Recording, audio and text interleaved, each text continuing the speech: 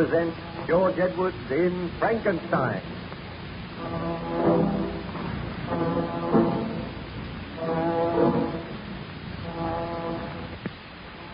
The good ship Voyager had been on a journey of exploration towards the North Pole. She was homeward bound, but unfortunately, the icy grip of the northern winter closed in, and the Voyager was surrounded by great blocks of solid ice.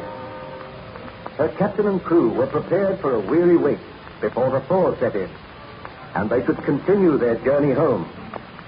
Shortly after noon, Captain Walton and his first mate, Mr. Boyd, were standing on the deck of the Voyager.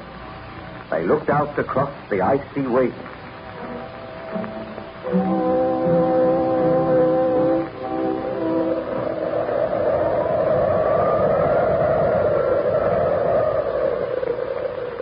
Well, Mr. Boyd, I think we will be here for quite a considerable time yet. There's no sign of the thaw setting in. The trouble is to keep the crew occupied, Captain. And they're beginning to grumble a good deal already. Well, give them as much work as you can. After all, we were prepared for something like this. We have ample supplies of provisions. I will take all responsibility for my men. I can promise you that they will all return safely doing good. Why? What ails you, Mr. Boyd? Look there. Coming across the ice. A man. Are all the crew accounted for, Mr. Boyd?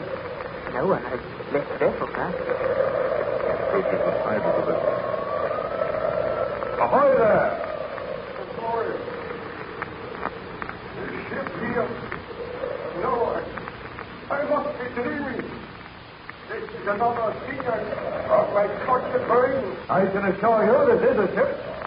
Give orders that the strangers be helped aboard, Mr. Boyd. Aye, sir. What ship is this?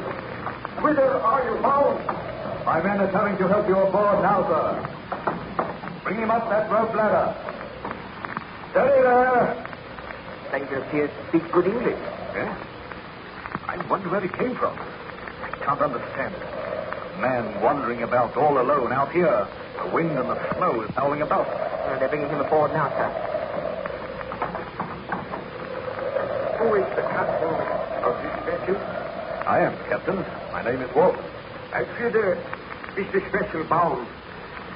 We have been on a voyage of exploration towards the North Pole. We commenced our journey homeward. The ice closed in on us.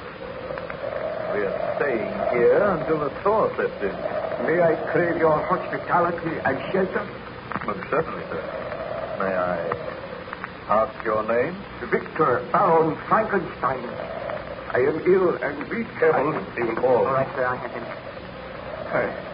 I must express my sorrow for the trouble I am causing you, Captain. But I am seeking shelter. Then my quest must go on. I must always go on. I cannot die till I find that evil, that demon, which I unloosed upon the world. You speak strange words, sir. Forgive me. If I can but crave your kindness, some food, and I will... Mr. Boyd, take Baron Frankenstein below to my cabin. See that he is made comfortable there. Give him food and drink. Let the ship's surgeon attend to him. You are giving him your cabin, sir? Why not? You had my orders. Have a hammock slung for me in the cabin. Aye, sir.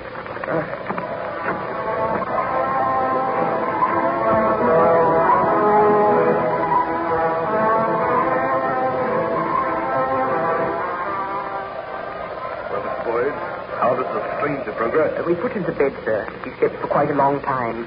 He seems better now, but I think his mind is rambling.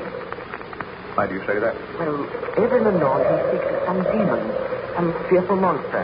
He peers through the porthole. We had to use force on one occasion to persuade him to return to his bed. Strange. Perhaps his wanderings have deranged his mind. Do you think it is safe to leave him without a guard?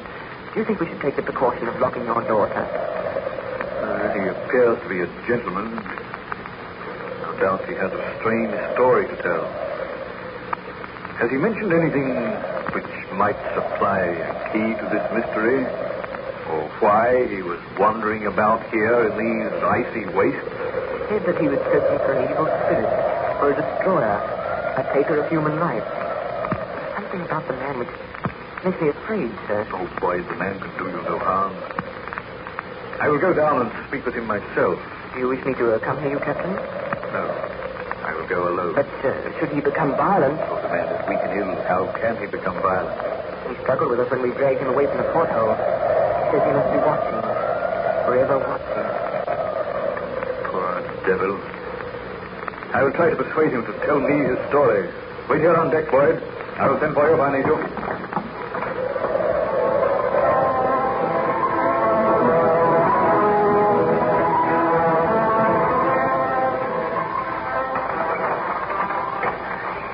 Pardon my intrusion, Baron Frankenstein. I came to inquire after your health. Why was I locked in this cabin? Why are you keeping me a prisoner? I am considering your own safety. Considering my own safety? I tell you, sir, my life means nothing to me. I wish to repair the great wrong which I have done. My friends, my family, they have all been murdered. And I am the murderer. You know not what you say. Look on me, Captain. You are looking on a man who unleashed a horror on this world. A man who was responsible for the murder of his beloved wife, his best friend, for the murder of little children. Are you a fugitive from justice? I am not a fugitive. I have been punished because I tried to usurp the rights of God. Now I seek to repair the wrong which I did. I do not understand you. Bid your sailors keep a close watch. Somewhere in these white wastes, somewhere near here, there is a monster, a creature who delights in taking human life. None of you is safe. Your wanderings and your hardships have caused you to imagine these things. No, I swear it is the truth. Near this vessel, I saw a giant footprint in the snow. It must have been the footstep of the monster which I created. Would you like to tell me something of your story? Captain Vulcan, I do not know if you will believe my story when I tell it to you. Perhaps you may have proof. Perhaps someday you will look upon this monster. Oh, may heaven grant that you do not. If it will help you to tell me about it, Baron Frankenstein, I assure you I will make a ready listener. Be seated, Captain. I have told you that my name is Baron Victor Frankenstein. I was born in Geneva, and my family is one of the most distinguished in that republic. My father had filled several public situations with honor and reputation. He was respected by all who knew him for his integrity. So you can see, sir, that I grew up in the most ideal surroundings. When I was 17, my parents sent me to the University of Ingolstadt, and there I became interested in science. During my attendance at the university, my beloved mother died. I returned home for a brief while, and whilst at home I fell deeply in love with my cousin Elizabeth, and I determined to marry her as soon as my course at the university had been completed. I returned to Ingolstadt and continued with my studies. I read deeply, and gradually a most dreadful thought occurred to me. From my readings and my studies, I realized that it would be possible for man to create man. I became aware of the tremendous power of electricity. I was caught once in a terrific thunderstorm. I observed how the lightning had split an oak tree in half. And the knowledge came to me that just as electricity can destroy life, so can it create. And then and there, my horrible resolve was born. I vowed that I would not rest until I had created a man. This seems incredible, Baron Frankenstein. Oh, it may seem incredible to one who is not acquainted with science, but I studied and experimented, and when I retired from the university, I begged my father to build me a laboratory near our old home. He agreed to do this, and then I took into my confidence an old family servant called Julio. The man was crippled, but he had a keen and agile brain, and he was interested in my experiments. For months we worked. I intended to create a creature who would be both strong, good to look upon, and noble. Are you speaking the truth, Baron Frankenstein? I swear that I speak the truth. Did you succeed with this monstrous project? I swear a holy oath that I succeeded. I created a man. I usurped the rights of God. Did I say I created a man? That is not the truth. I created a monster. A monster? Why, you might well shudder, Captain Walton. I will tell you the story of the creation of this monster. I will tell you why you found me wandering about the white waste. How did you get here? I chartered a ship. I paid a crew. We were wrecked upon an iceberg and all perished save one person. I was the miserable person who lived on because I had to live.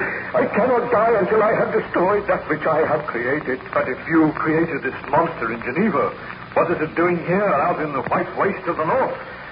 Oh, I'm tired, my friend. The story is too dreadful and horrible. Let me regain my strength so that I may complete my work. What I have created must be destroyed. Oh, my poor fellow. I assure you that we will give you every care and attention. Still you do not believe me.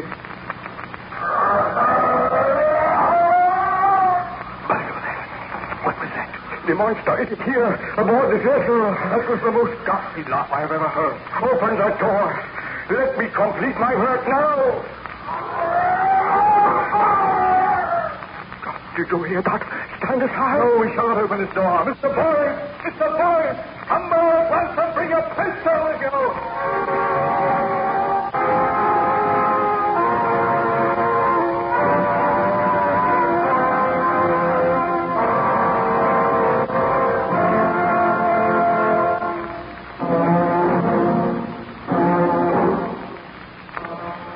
Spooky Ventures is the home for spooky content and spooky merchandise on the web. Check it out today at spookyventures.com. And remember, always keep it spooky.